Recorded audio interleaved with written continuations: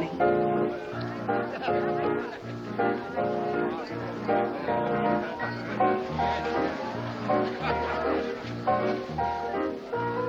Fasten your seatbelts. It's going to be a bumpy night.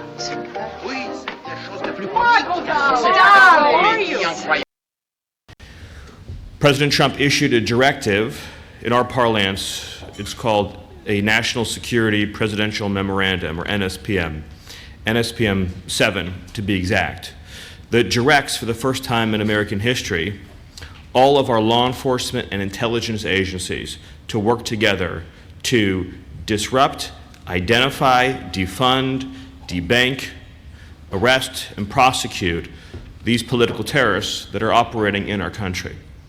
It's very important to understand that left-wing political terrorism seeks as its ultimate end the overthrow of our system and form of government. And we've seen this has taken place many times in many places throughout the years, and Secretary Rubio has provided you many examples.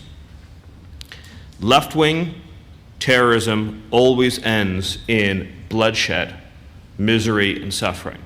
It only can travel in one direction. There's no point at which the left-wing terrorist is satisfied with his gains and ceases progressing. This is a distinctive and unique evil. It has always been driven by a hatred, above all else, a hatred for civilization itself. It is a revolt of the worst against the best, a revolt of the weak. This is a distinctive and unique evil. It has always been driven by a hatred, above all else, a hatred for civilization itself. It is a revolt of the worst against the best, a revolt of the weak and the cowardly against the strong and the good. It is perpetrated by those who cannot build, who cannot create, who cannot achieve great things, and take their revenge upon the world for their own inadequacy by seeking to destroy those who can. This is what radical leftism is. It may wear various different slogans and ideologies across place and time.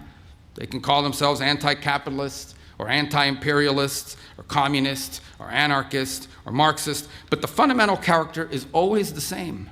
It's always the same. It is a poisonous resentment cloaked in the language of equality and justice and liberation, an overwhelming need to tear down what greater men have built, to wreck what is beautiful and what is right on behalf of people who are only filled with ugliness and have nothing else to offer the world. Through violence and through terror, they once again seek to impose their ugliness on all of us. The old dogma was wrong. The old dogma was wrong. None of this is driven by idealism. It is not utopian. In fact, it is the opposite. One of the criticisms you sometimes hear of communism, for example, is that it sounds good in theory, but it never works in practice. That's actually not true. Communism does not sound good in theory. The world it envisions for all of us is small, flat, gray, leveled of all exception, drained of all that is good and noble in the human soul. The world it envisions is a world without courage, a world without creativity or ambition, a world without heroes or glory or great causes to strive towards, a world without miracles, without myths, without men who rise above the rest to do incredible and extraordinary things. And the world communism envisions is a world without God. For these architects of revolutionary violence, the towering achievement of our civilization, for them, it's an unbearable humiliation, a reminder of what they cannot do, and a reminder of what they cannot be. So they choose instead to destroy.